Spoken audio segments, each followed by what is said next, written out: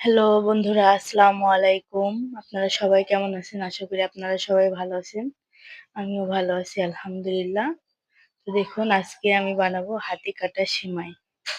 তো এই হাতি কাটা সিমাইয়ের জন্য আগে ঠান্ডা পানি দিয়ে রোলের ময়দা, সামান্য পরিমাণ লবণ দিয়ে ভালো করে মথে নিতে হবে।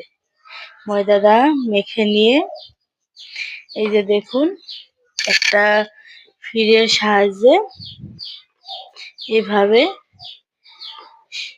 সিমাইটা আমার কেটে নিতে হবে। এই কাজটা খুব ধৈর্য সহকারে করবেন আপনারা। দেখুন কতটা সুন্দর। দেখুন এইভাবে সমস্ত সিমাইগুলো কেটে এবার রোদে শুকিয়ে নিতে হবে। তো ভিডিওটা আজকে এই পর্যন্তই। আপনারা সবাই ভালো থাকেন, সুস্থ থাকেন। আল্লাহ হাফিজ।